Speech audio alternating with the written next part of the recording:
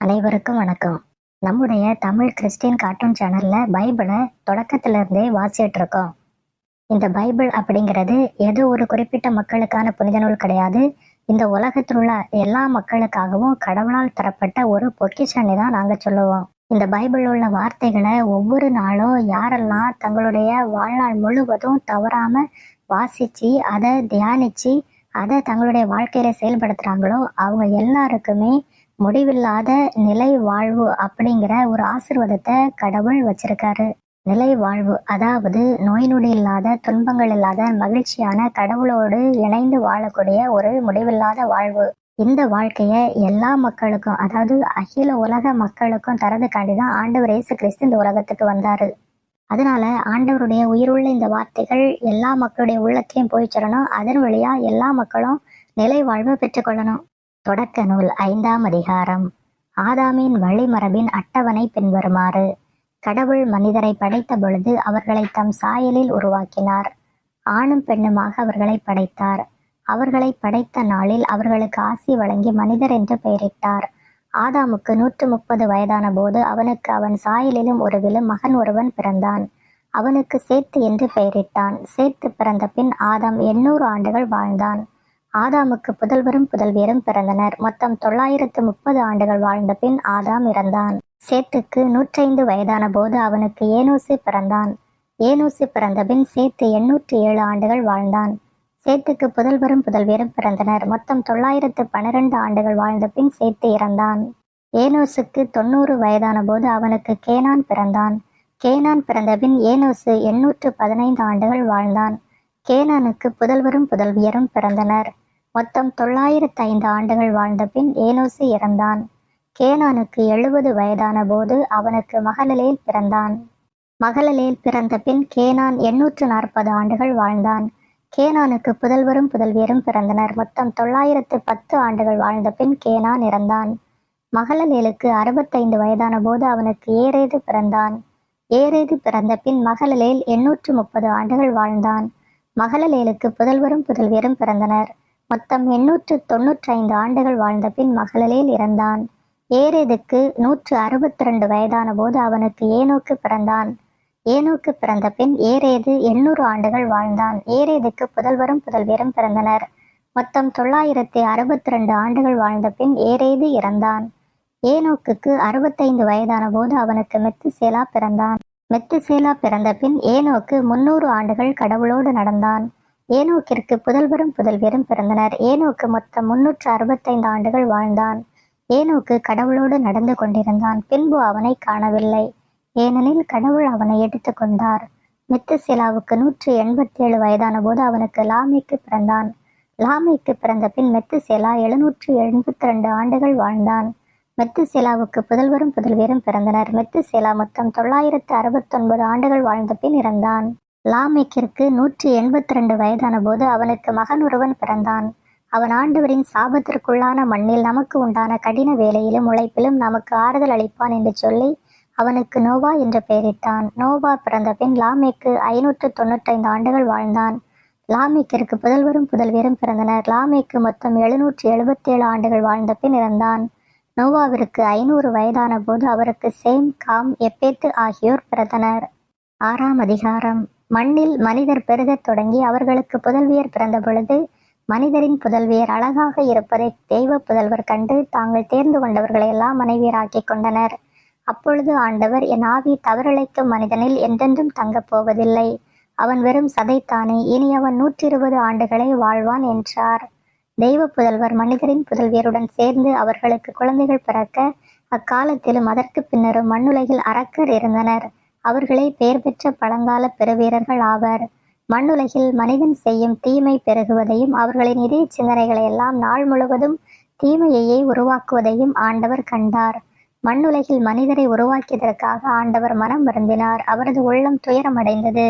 அப்பொழுது ஆண்டவர், நான் படைத்த மனிதரை மண்ணிலிருந்து அழித்தொழிப்பேன். மனிதர் முதல் கால்நடைகள், ஊர்வன, வானத்து பறவைகள் வரை அனைத்தையும் அழிப்பேன். ஏனெனில் இவற்றை உருவாக்கியதற்காக நான் மனம் வருந்துகிறேன் என்றார். ஆனால் நோவாவுக்கு ஆண்டவரின் அருள் பார்வை கிடைத்தது. நோவாவின் வழிமரபினர் இவர்களே. தம் காலத்தவருள் நோவா நேர்மையானவராகவும் குற்றமற்றவராகவும் இருந்தார். நோவா கடவுளோடு நடந்தார். நோவாவிற்கு சேம், காம், எப்பேத்து என்னும் 3 புதல்வர் பிறந்தனர். அப்பொழுது கடவுள் முன்னிலையில் மண்ணுலகு சீர்கெட்டிருந்தது, பூவுலகு வன்முறையால் நிறைந்திருந்தது. கடவுள் மண்ணுலகை உற்று நோக்கினார், இதோ அது சீர்கெட்டு போயிருந்தது. மண்ணுலகில் ஒவ்வொருவரும் தீய வழியில் நடந்து வந்தனர். அப்பொழுது கடவுள் நோவாவிடம் பின்வருமாறு கூறினார்: எனது முன்னிலையிலிருந்து மனிதர் எல்லாரையும் ஒழித்துவிடப் போகிறேன், ஏனெனில் அவர்களால் மண்ணுலகில் வன்முறை நிறைந்திருக்கின்றது. இப்பொழுது நான் அவர்களை மண்ணுலகோடு அழிக்கப் போகிறேன். உனக்காக கோபர் மரத்தால் ஒரு பேழை செய், அதில் அறைகள் அமைத்து அதற்கு உள்ளேயும் வெளியேயும் கீழ்பூசு. பேழையை நீ செய்ய வேண்டிய முறையாவது: நீளம் 500 முழம், அகலம் 50 முழம், உயரம் 30 முழம். பேழைக்கு மேல் கூரை அமைத்து அந்த கூரை பேழைக்கு 1 முழம் வெளியே தாழ்வாக இருக்கும்படி கட்டி முடி. பேழையின் கதவை ஒரு பக்கத்தில் அமை. பேழையில் கீழ்த்தளம், நடுத்தளம், மேல்தளம் என 3 தளங்கள் அமை.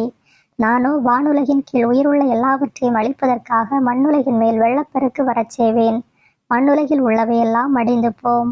உன்னுடனோ என் உடன்படிக்கையை நிலைநாட்டுவேன். உன் புதல்வர், உன் மனைவி, உன் புதல்வரின் மனைவியர் ஆகியோருடன் நீ பேழைக்குள் செல்.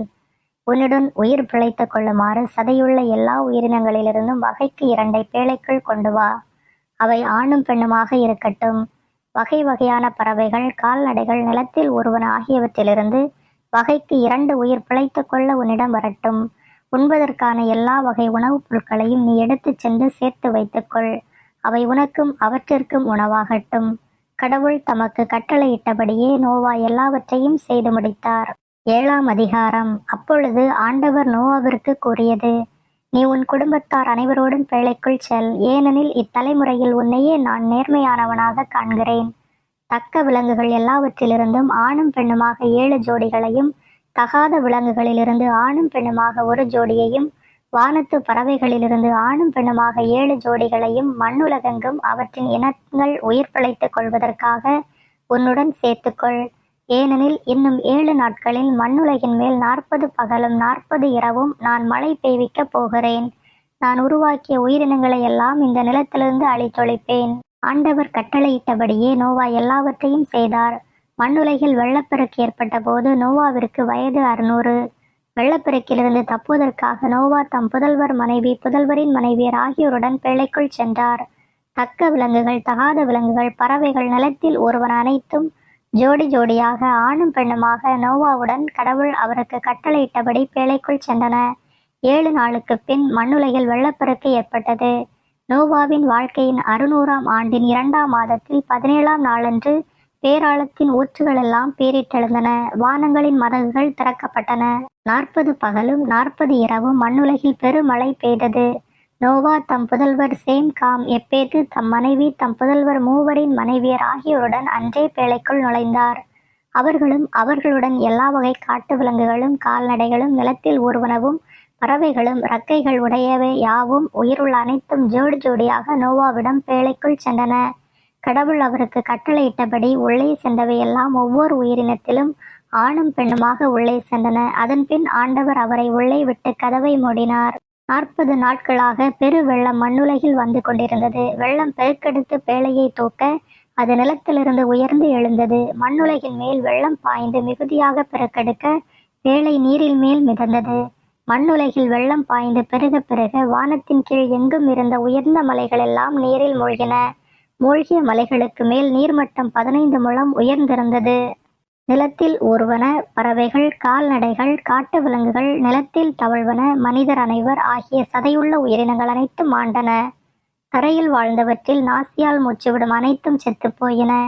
மனிதர் முதல் விலங்குகள், ஊர்வன, வானத்து பறவைகள் ஈராக மண்ணுலகில் உயிர் வாழ்ந்த அனைத்தும் அழிந்தன. அவை மண்ணுலகில் இராதபடி ஒழிக்கப்பட்டன. நோவாவும் அவருடன் பேழையில் இருந்தவர்களுமே எஞ்சியிருந்தனர். 150 நாட்களாக மண்ணுலகில் வெள்ளம் பாய்ந்து பெருகிற்று. சரி மருமலை, இன்னைக்கு இவ்வளோ போதும். மீதி அடுத்த வீடியோல வாசிப்போம்.